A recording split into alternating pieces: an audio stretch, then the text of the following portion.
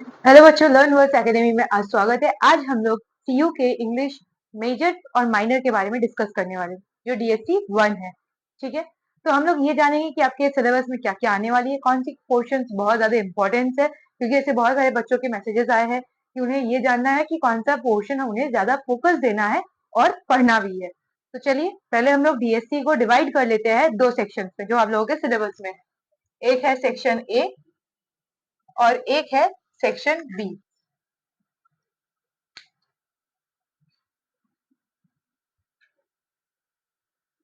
तो आपका जो पेपर है डीएससी 1 वो आपके दो सेक्शन में डिवाइड किए गए। सबसे पहला जो सेक्शन अगर देखा जाए वो है सेक्शन ए, जो आपके 15 प्लस 5 मार्क्स के हैं। मतलब 15 मार्क्स के एक लॉन्ग क्वेश्चन आपको अटेम्प्ट करने और 5 मार्क्स का एक शॉर्ट क्वेश्चन आपको अटेम्प्ट करना है।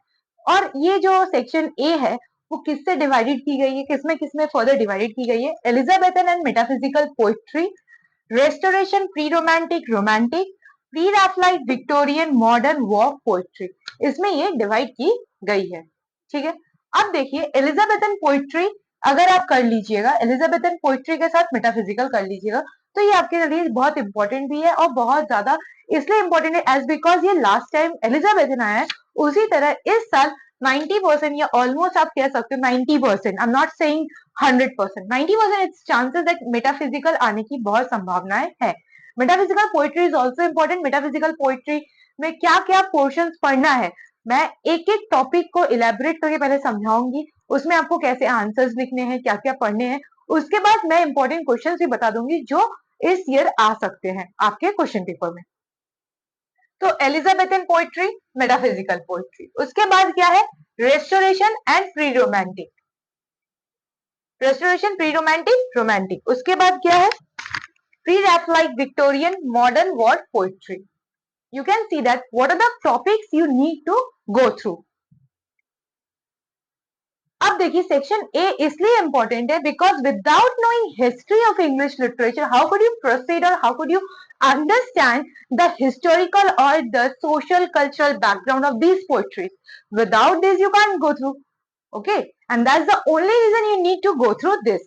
और सबसे बड़ी चीज जो है, if you see, Elizabethan poetry से आपके सिलेबस में एक पोइट्री दी गई है, मेटाफिजिकल से भी एक सिलेबस में पोइट्री दी गई है।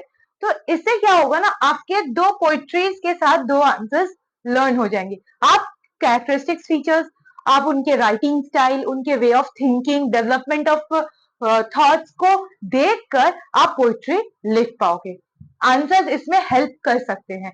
It will help you to write और evolve a good answer for this too. Okay, उसके बाद अगर आप नोटिस करोगे, you are also getting an romantic ode to autumn written by John Keats. ठीक है, and there is a modern और war poetry, you can see the second coming from W B Yeats, and also there is another war poem, sorry, modern poet, The Crow's Fall, written by Ted Hughes. So you can see that section A is all about giving you a concept or helping you to create a concept regarding section B. Most important part, section B. In this paper DSC 1 के लिए सबसे जो important part है वो आप लोगों के लिए वो है section B. Why section B is important? चाहे जो बच्चे इस बार सप्ली के एग्जाम्स दे रहे हैं या जो इस बार पहली बार एग्जाम्स के लिए बैठ रहे हैं, उनके लिए भी ये सेक्शन बी बहुत इंपॉर्टेंट है। As because you can see the paper contains 45 plus 10 55 marks, the whole grossing marks is here only.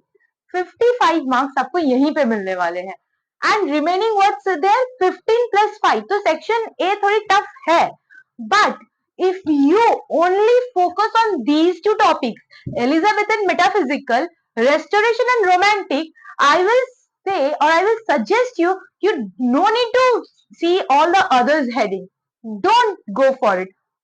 Omit all other options. Just do Elizabethan poetry, metaphysical poetry, restoration, pre-romantic and romantic. That's enough. That's enough for your syllabus. Okay? Because this contain only 15 plus 5 and आपको क्या किया जाएगा, आपको section A से 3 long questions दिए जाएंगे जिसमें से आपको कोई एक करना है। Are you getting my points? What I am saying that you are going to have 3 long questions from which you need to attempt only one long question. So why I need to focus everything in section A when I can go for section B, because section B contain more marks, consist of 45 plus 10. ठीक है, तो section B में आप sonnet 73 करो. Okay, पहला, सबसे पहला आप 73 करो, दूसरा द सनराइजिंग करो, तीसरा आप ओड टू ऑटम करो, और चौथा आप द क्रॉसफॉल करो. You do not need to do the second coming, you do not need it, it's not important. अगर आपको करना भी है तो बस यही करो ना, इसके लिए जाने की जरूरत ही नहीं है द सेकेंड कमिंग पे. और 3 लॉन्ग क्वेश्चंस इसमें से दिए जाएंगे, और आपको यहाँ से 3 शॉर्ट क्वेश्चंस, मतलब आप कह सकते हो शॉर्ट नोट्स टाइप के दिए जाएंगे, जिसमें से कोई एक ही करना है आपको. ठीक है, where I'm saying, what I'm trying to say you that 3 long question you have to attempt one, 3 short question you need to attempt only one. So no need to go through all these topics, all the syllabus, whatever you have been seen or done, didn't touch, no need to do. Just focus these 2 topics, and if you get time, just go through the restoration, romantic.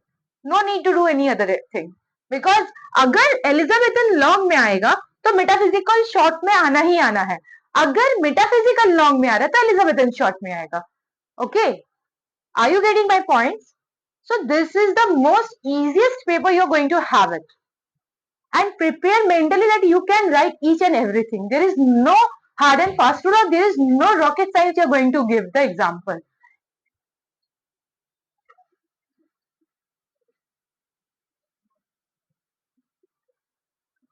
अब मैं क्या करूंगी, अब मैं आपको एक एक topic, जैसे एलिजाबेथन में किस तरह के क्वेश्चंस पूछे जा सकते हैं, मेटाफिजिकल में किस तरह के क्वेश्चंस पूछे जा सकते हैं, और रेस्टोरेशन, रोमांटिक, प्री रोमांटिक में किस तरह के पूछे जा सकते हैं. अगर किसी को विक्टोरियन करने का मन है, वो विक्टोरियन के लिए जा सकते हैं. तो मैं यहाँ पे क्वेश्चंस बता दे रही हूँ किस तरह के क्वेश्चंस वो आपसे पूछ सकते हैं, लॉन्ग और short. First we will discuss about section A, then we will discuss about section B. You may have a doubt, or you may have a query why ma'am has written metaphysical at the first and Elizabethan at the second option. Okay, you may have this kind of query as because Elizabethan CU में last year आ चुकी है. तो इस year बहुत ज्यादा मेरी जो instinct आप कह सकते हो, या मेरी जो रिसर्च है वो ये कह रही है मेटाफिजिकल आने की ज्यादा संभावनाएं हैं. 99.9% मेटाफिजिकल लॉन्ग में आने की ज्यादा संभावनाएं है. एलिजाबेथन 0.1% की चांसेस है. ठीक है, but if you are doing this 2 topics, definitely one is going to come in the long question and one is going to come in the short notes. So हमारा ये फोकस होना चाहिए कि ये दोनों मेरा हुआ रहना चाहिए. और पूरे हिस्ट्री ऑफ इंग्लिश लिटरेचर में I can assure you that these 2 topics are the most easiest topic. Once you clear your concept, there is nothing hard and fast you can learn it. There is no rocket science you need to write it, because दोनों के concept almost कहीं ना कहीं same है, और उतनी कुछ hard भी नहीं है. एक era के starting में है और एक era के आप कह सकते हो ending में है. So it's almost same. Okay. Elizabethan poetry के अंडर में क्या क्या क्वेश्चंस आते हैं, मेटाफिजिकल में क्या, और मेटाफिजिकल में बहुत ज्यादा कुछ नहीं करनी है. You need to know what does the word metaphysical mean. Metaphysical का मतलब क्या होता है ये जानना बहुत जरूरी है. So we can go with the characteristics, historical background, BG short में लिख रही हूँ, that's a background, historical background, social and cultural background, historical background, social and cultural background, characteristics, features. These are the most important part. And also you need to explain what does this word conceits mean, and as well as carpe diem means. These are the 2 topics you need to discuss about in metaphysical poetry. You need to write in metaphysical poetry. What does this mean? Historical background भी आपको देना होगा, social cultural background देना होगा, concept का मतलब क्या होता है, कार्पेडियम का मतलब क्या होता है, और कैरेक्टरिस्टिक्स फीचर्स तो बहुत इंपॉर्टेंट है. ये एक मास्टर आंसर आप क्रिएट कर लेना, एक आपके इसी में सारे के सारे चीजें इवॉल्व होने चाहिए, इन्वॉल्व रहने चाहिए कि हाँ भाई मेरा कुछ नहीं छूट रहा, मैं हर एक चीज बता दी। अब मैं क्या करूंगी, अब मैं इसमें दो कोई भी पॉइंट्स को एक्सप्लेन कर दूंगी, चाहे जॉन डन हो, एंड्रयू मार्वेल हो,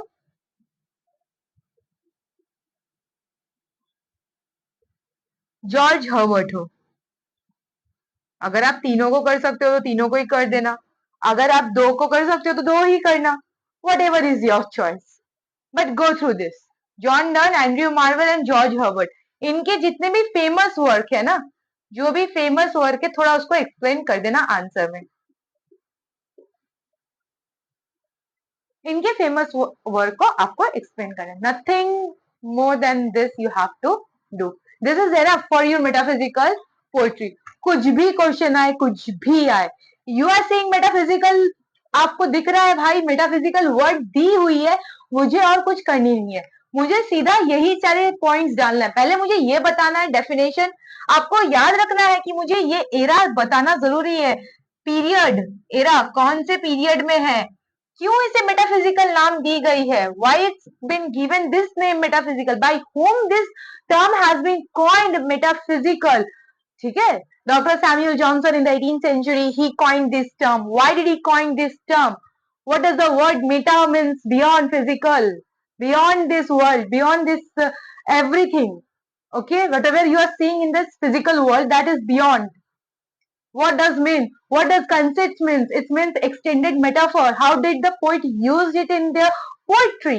What does carpe diem mean? What is motto? सबसे important चीज है motto, development of their thoughts.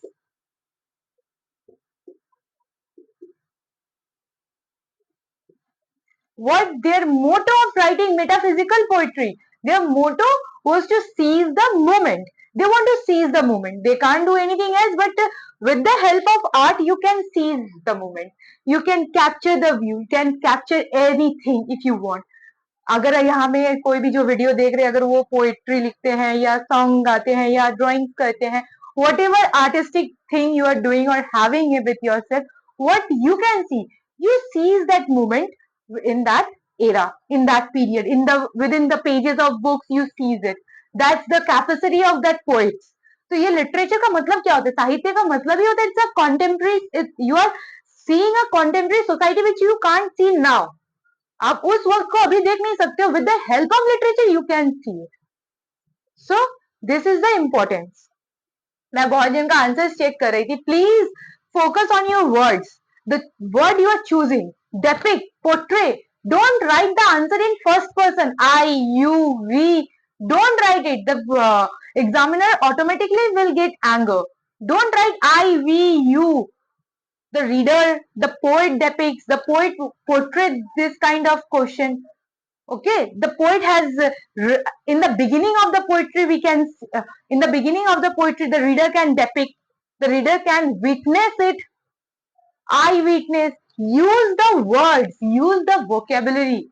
मेरे शॉर्ट्स में ऐसे बहुत सारे मैंने वोकेबलरी भी दे के रखी है जिसमें आप यूज कर सकते हो।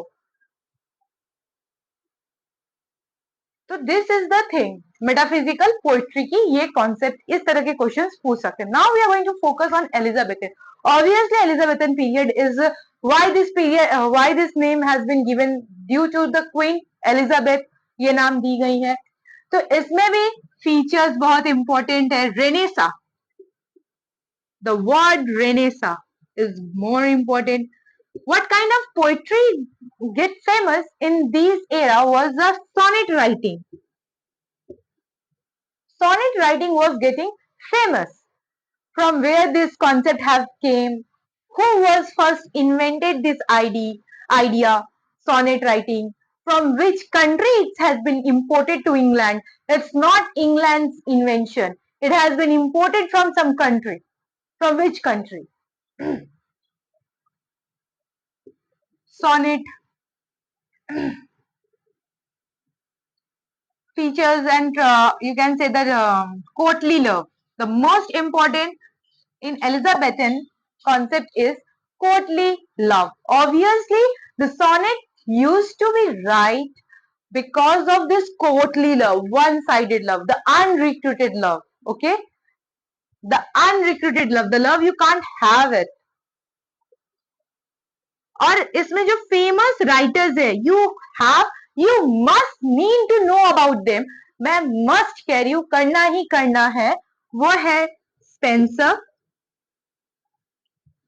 Sydney and Shakespeare, the three S.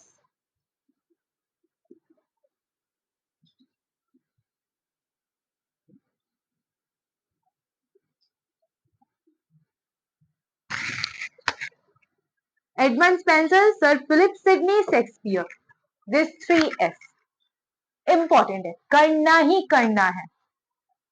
Okay, so these are the topics you need to cover while writing Elizabethan answer. From which era it's coming, what is, why it's so famous, it's called, it also get a name of a golden period for writing poetry. It's a golden. Okay, why does it called a golden period? Because was the time when poetry, drama were in the peaks. Okay, not novels. Poetry and dramas were in the peak. But in your exam, in your syllabus, you're only having, what is the topic? What is the section A topic? History of English literature from Elizabethan poetry to modern poetry. So you are having that poetry. Okay. अगर आप लोगों को screenshot लेनी तो आप लोग screenshot भी ले सकते हैं. मैं क्वेश्चंस आप लोगों को अपने कम्युनिटी में दे दूंगी चैनल. अब जो इम्पोर्टेंट है वो है restoration, pre romantic, romantic. What are the question going to come while writing this answer? Restoration, pre romantic and romantic. Okay. So first of all you need to know कि restoration period को neoclassical भी कहा जाता है. Doctor Johnson, age of Johnson भी कहा जाता है, एज ऑफ पॉप भी कहा जाता है, ऑगस्टन एज भी कहा जाता है.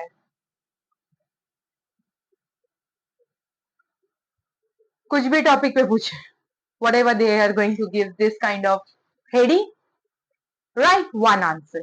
Just need to change the name change कर देना जब आंसर्स लिखोगे. But these all are having this one period, restoration period. Restoration, नाम से ही पता चल रहा है कुछ चीजें रिस्टोर हो रही है. What is being restored? Restoration period के पहले प्यूरिटेंस थे. जो मेटाफिजिकल पोइट्री आप देख रहे हो उसमें आपको प्यूरिटेंस की इंपॉर्टेंस दिखेंगी. लेकिन रेस्टोरेशन में फिर से लोग धीरे धीरे कैथोलिक्स हो रहे थे, रिस्टोर हो रहे थे. दे रिस्टोर्ड एवरीथिंग. प्यूरिटेंस के पीरियड में जब मेटाफिजिकल पीरियड खत्म होने पे आया था तो लोग जो थिएटर्स है वो बंद कर दी थी. जो प्यूरिटेंस थे उन्होंने, जो ओलिवर क्रॉमवेल है उन्होंने थिएटर्स को बंद कर दी थी. And that period also given a name Commonwealth period. Just before this period, कोई पीरियड सडनली नहीं आ जाती है. All of a sudden era began. No, it's not happened like that. Obviously, every period has its own transition period. Are you getting my point? There, every time there is a transition period. So where it's having a transition period, like between a romantic and restoration, there is a transition period called pre-romantic. Okay, so rest वो बाकी जितने हैं वो आपके syllabus में नहीं है. जो मेन है, जैसे मानो जो बहुत सारे ऐसे बच्चे हैं जो सीधा आज पढ़ने बैठेंगे because they are having exam from 20. 20 तारीख से एग्जाम है, चलो आज से तो पढ़ना शुरू करते हैं पास होने के लिए. तो अगर पास ही होना मोटो है, 30-40 बस पाना है 75 में, तो जो जो टॉपिक्स मैं बोल रही हूँ बस उसी को देख के जाओ, क्योंकि आपके पास इतने टाइम नहीं है. ये टॉपिक बहुत इंपॉर्टेंट है, यही आने वाले हैं, इससे बाहर कुछ नहीं आएगा. Okay, not a single thing is going to happen come. Neoclassical, age of Johnson, age of Pope, Augustine. In age को, this was the period poet used to write satire, verse satire. Satire, you can say a type of criticism. Okay, you directly can't criticize the king or the queen, the lords, the duchesses. You can't criticize the society directly, but indirectly you can do it, and that's called satire. Most important thing, what do you mean by satire? Historical background is also important. Why does it call restoration period? Okay, word satire बहुत important है, यही question हर बार घूम के आती है। And the most two important poets of this verse satire is John Dryden. His famous work is Mac Flicken.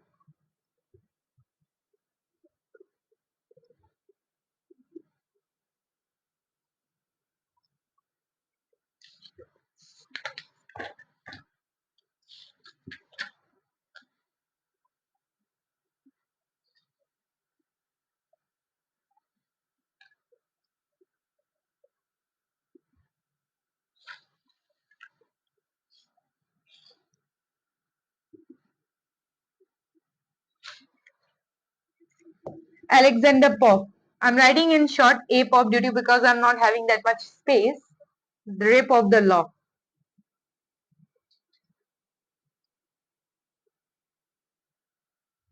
These are the poetry which is most important, and they are the poets who wrote verse satire.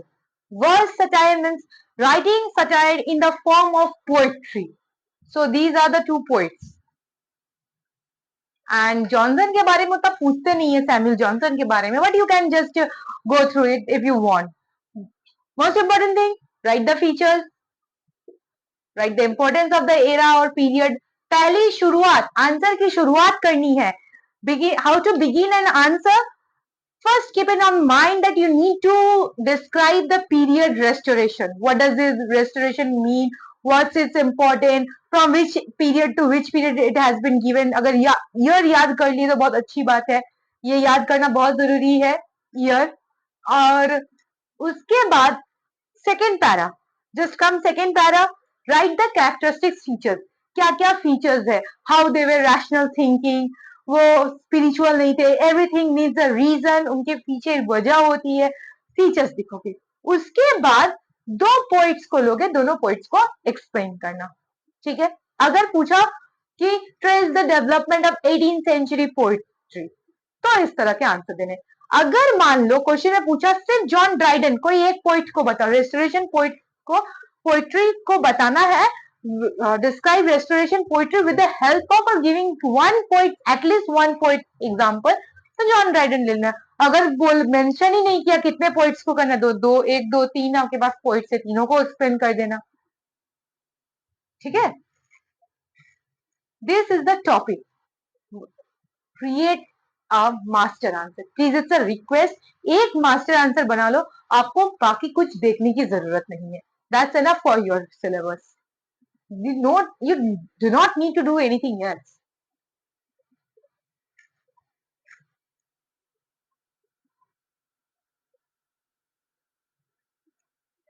आप लोगों को screenshot लेनी तो ले सकते हैं।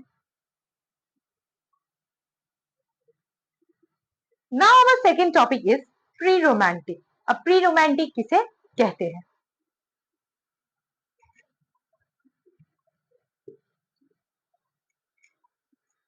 Pre romantic poetry, pre romantic poetry में आप डिस्क्राइब करोगे प्री रोमांटिक पीरियड किसे कहते हैं, किस लिए इसकी इंपॉर्टेंस है, कि रोमांटिक की एंडिंग, स्टार्टिंग और रेस्टोरेशन की एंडिंग में इसे ये नाम मिला था, बिकॉज इसमें दोनों की टच आपको मिलेंगी।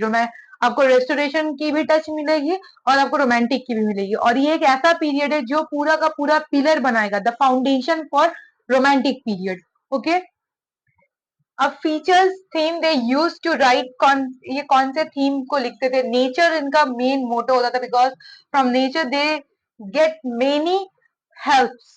How the nature heels them, it shows in the pre romantic period, and this concept has been fully being used by romantic poets also. Development of thoughts, poet की development thoughts, why they known as the graveyard poets or churchyard poets। और आपको दो कोई भी poets को अगर describe करना ही होगा, it's mandatory, you have to describe, either they will give you the name or you yourself have that choice to write it।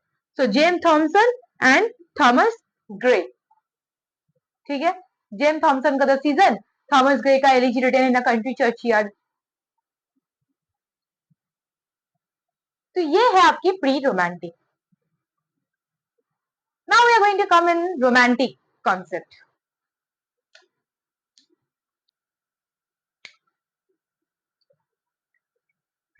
Romantic period, describe the age, same goes with the same topic, features or characteristics, return to nature. ये concept इन्होंने डाला था paper में. उन्होंने कौन सा concept उन्होंने नया लेकर आए? Return to nature. They all return to nature. Nature is something that they heals. Nature from where they get peace, mental peace. Obviously, इस time French Revolution हो रहा था, and that's the also impact has been seen in romantic period. Wordsworth, Coleridge, Keats, Burns, Byron. Their first name is like William Wordsworth, Samuel Taylor Coleridge, John Keats, Robert Burns and Lord Byron. तो ये जितने भी poets के नाम आप देखे, ये सारी के सारी रोमांटिक पीरियड से हैं. And the William Blake also. There is two William Blake. Please don't confuse William Wordsworth, William Blake and William Shakespeare. Okay, you are going to have many Williams. Literature is all about Williams and Lords and Johns also. We are getting so many Johns. See, John Keats, John Donne, John Dryden, John Milton. How many Johns we are having? So this is the master answer I need to see. If anybody is writing any kind of answer, you can just send me on my WhatsApp number.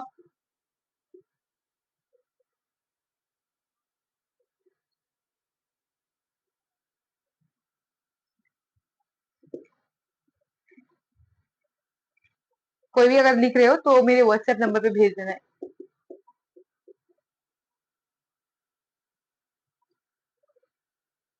WhatsApp number has been given there. So if you have any kind of query, you just can ping me there your query.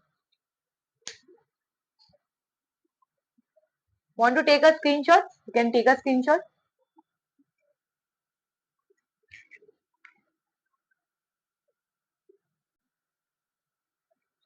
So this is the last topic of section A, Victorian and modern. Victorian में भी same आप लोग देखिएगा, describe age, characteristic features. Industrial revolution हुई थी, ये बहुत important चीज है. इम्पैक्ट किस तरह से वर्किंग क्लास पे ये इम्पैक्ट हुई थी. The most major question asked can be asked, that is write any two major contribution of any two poets. और जो दो मेजर पोइट्स थे, मेजर कंट्रीब्यूशन जिनका था विक्टोरियन पीरियड में, was Lord Alfred Tennyson and Robert Browning. Victorian के पहले एक पीरियड आती थी, उसे कहा जाता था प्री रैफलाइट. प्री रैफलाइट ब्रदरहुड के बारे में बस देख लेना तो बहुत है, और कुछ इसमें टॉपिक नया नहीं है. बस प्री रैफलाइट ब्रदरहुड किसे कहते हैं? DG Rossetti. Because I forget to mention, otherwise student will say ma'am ने तो मेंशन नहीं किया. DG Rossetti sister Christina Rossetti, जिनकी राइटिंग गॉबलिन मार्केट बहुत फेमस है. और डीजी रॉस्टी का the blessed damozel, the blessed damozel. Modern का भी वही है, describe the era, writing characteristics features. War poetry बहुत फेमस हुई थी इस टाइम पे. Development of thoughts. और जो वॉर पोइट्स थे वो है T S. Eliot, Wilfred Owen, W.H. Auden and William Butler Yeats.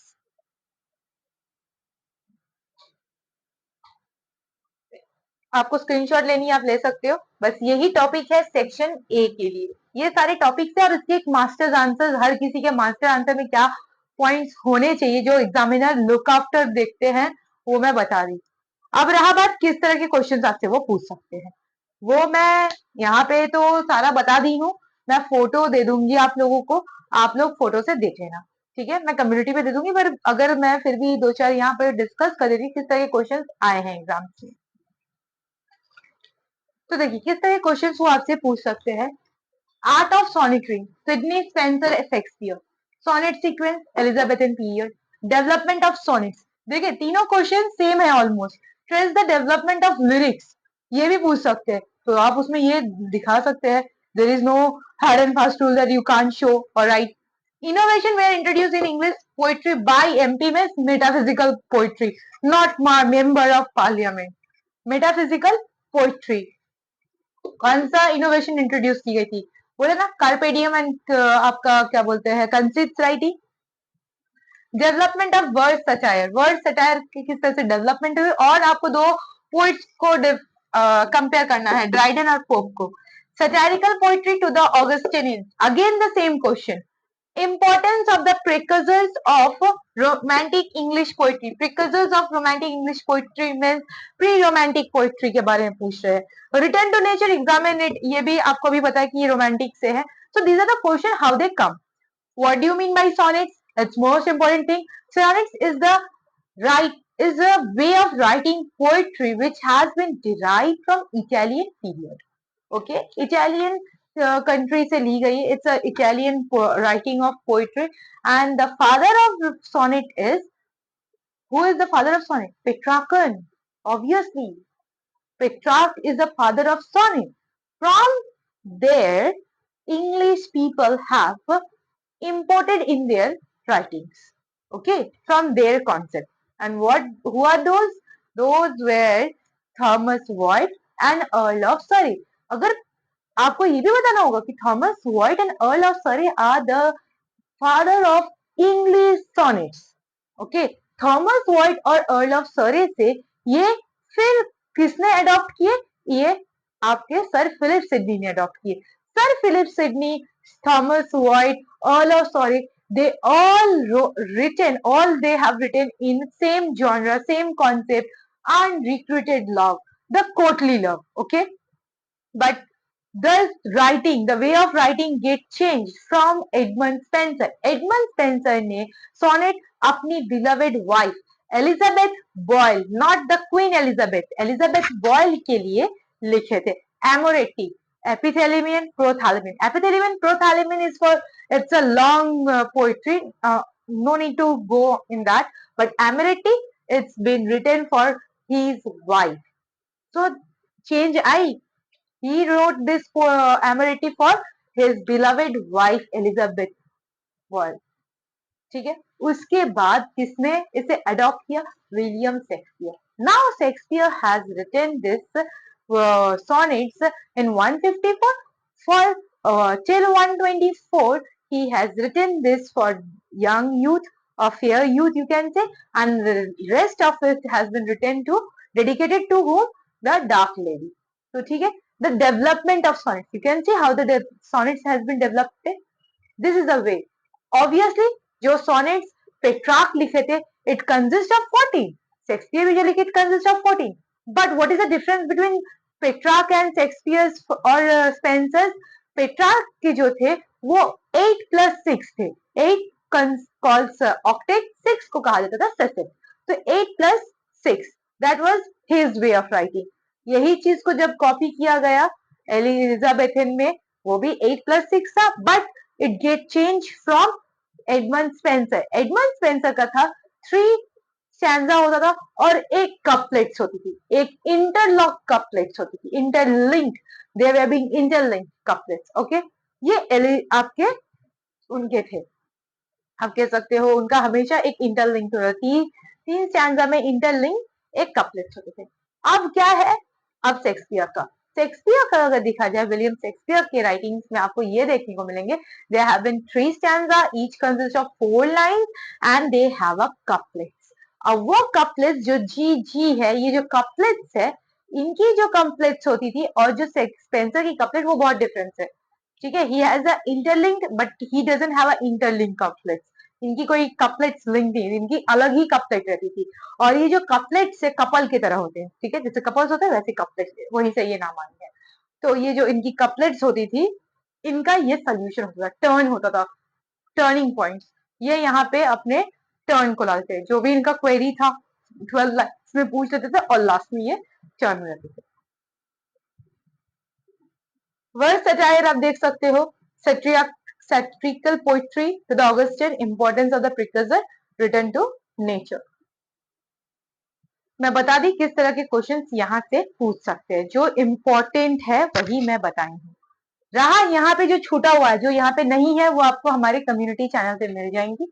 जो यहाँ से छूटी रही है वो है आपकी विक्टोरियन, और आपको मैं इस वीडियो के एंड पे सारे क्वेश्चंस के आपको वीडियो दे दूंगी, उससे आप देख लीजिएगा.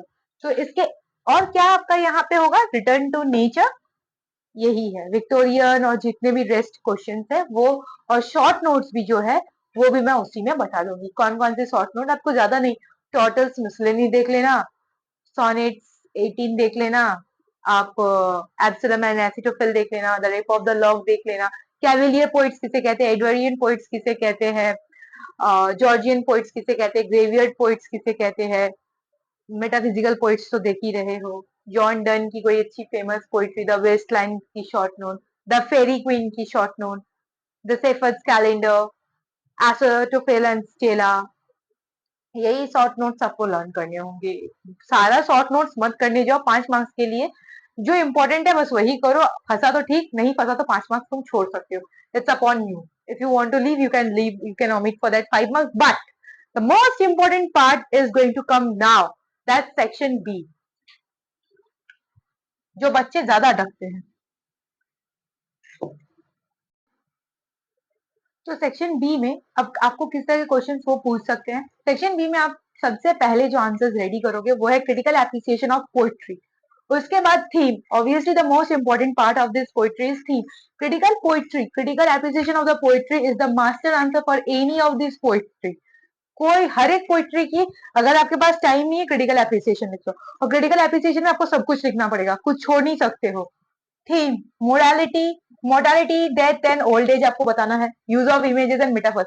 Critical appreciation means only critical analysis, you are critically overgoing the and analyzing the whole poetry, okay, it's not just write down the summary, please don't write and summary and come and say कि अरे ma'am हमने तो पूरा answer लिखा था, no you didn't written, what I am searching or what are other examiners searching are mortality, death and old age, use of images and metaphors, ये sonnet 73 के लिए है।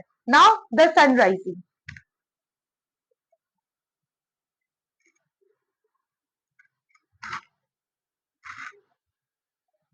नाउ द सनराइजिंग, सनराइजिंग में critical appreciation, theme, theme में obviously beloved के लिए ये poetry लिखी गई थी, he was complaining, obviously he was complaining and used as a personification, sun use being used here, personified, complaining that that the son is a busy old man who is disturbing them. Them means he is not alone. John Donne is not alone. He is with his beloved, and they were having quite an interesting and a quite lovable time, lovey-dovey time. Okay, so the son interrupted, and they have been बहुत problem हो गई। सूरज ने आके सारे के सारे खेल पे पानी फेर दिए। And why it is called as a metaphysical love poem, why it has been given this love poem characteristics, so आपको ये पता होना चाहिए। What do you mean by conceits and why do you think, अगर ऐसा question आया, do you think the sun rising is a metaphysical love poem or do you think the sun rising is a metaphysical poetry, if the answer is yes, explain it. Don't begin the answer with yes I agree, no, no, sorry, we don't need this kind of answer. You have to write the answer in an affirmative way. What you have to write? The poetry Sun Rising has been written by John Donne in the era of metaphysical age. Why it has, and it's a love poetry. It is a love poetry because it has this kind of characteristics. अब मैं आपको characteristics explain करते हुए जाऊँ, okay? And John Donne, who belongs from metaphysical school, okay, so don't begin the answer, just keep that thing कि अच्छा मेरे को ऐसे लिखना है, yes I know, yes I think, yes you can see, no boss, we are not seeing this kind of thing, just omit it, write in a different way, in a new way, in an affirmative way. The poetry begins with like this, okay, you can see, we can't see, you are the Google map for the examiner, आप Google map हो, आप हमें रास्ता दिखा रहे हो किस तरह से मुझे जाना है, you are showing us the direction and we are following you blindly, we don't know anything because you are the one who are directing us how you are writing the answer. देखिए teacher के पास रहते हैं marks, you need to know how to grab those marks और किस तरह से teacher देंगे, and that is the difference between a topper and a average student. Nobody is topper, nobody is average student. Writing makes you perfect. In literature, what we seek creativity. अब creativity का पूरा इधर उधर मत कर देना. Creativity means you need to write the perfect words. You need to write the perfect thing. Okay, what we are seeking in your answer. This is all about the sunrise. Now come to the crow's fall. Crow's fall में critical appreciation, poem central theme, biblical images. Only three questions. Three questions, all done. Now, Ode to Autumn. Ode to Autumn में critical appreciation. Obviously, we need to do critical appreciation of each and every poetry. Critical appreciation is the base, is the master answer of everything. So critical appreciation. Now combine of a nature, animal and human. How John Keats used these characteristics, nature, animal and human in his poetry. Again theme and imagery, and the last the landscape of the poetry. ठीक है? You can take a screenshot. इसमें जो मैं नहीं दी हूँ वो है the second coming. The second coming बहुत सारे बच्चों को समझ में नहीं आती, थोड़ी सी टफ है. आयरिश पोइट ने लिखी है W.B. Yeats. आपको अगर सेकंड कमिंग अच्छा लगा है और आपको करने का मन है, क्रिटिकल एप्रिसिएशन तो करोगे. And symbols, what are the symbols he used in his poetry, वो बहुत इंपॉर्टेंट है. I will give you the questions. मैं आपको क्वेश्चंस की स्क्रीन जो फोटो है इस वीडियो के एंड में दे दूंगी, आप देख लेना, पॉज करके स्क्रीनशॉट ले लेना. अगर किसी भी बच्चे को इच्छा है कि भाई मैंने आंसर्स लिखे हैं, मेरा आंसर्स चेक कौन करेगा, मैंने अपना व्हाट्सएप नंबर दे के रखा है, आप वहां से देख सकते हैं, वहीं पे आप मुझे भेज दीजिएगा. If any of the student want to buy a notes also, अगर किसी को नोट्स लेना है, खरीदना है, तो वो मुझे पिंग कर सकते हैं मेरे व्हाट्सएप नंबर पे. मेरा व्हाट्सएप नंबर नीचे दिया हुआ है, उस नंबर से आप मुझे पिंग कर सकते हैं. Okay, you can ping a WhatsApp number. आप मेरे व्हाट्सएप नंबर पे जाके आप मुझे बस एक मैसेज कर दीजिएगा और मैं आपको नोट्स प्रोवाइड कर दूंगी. पूरा का पूरा detail notes with explanation, with summary, with stanza, everything will be there. So you have enough time. अगर आपको नोट्स खरीदना है, अगर आपको कोई भी क्वेरी है, you can just comment in our boxes. We are going to help out you. And video अगर अच्छी लगे तो लाइक और सब्सक्राइब करने मत भूलिएगा. Thank you.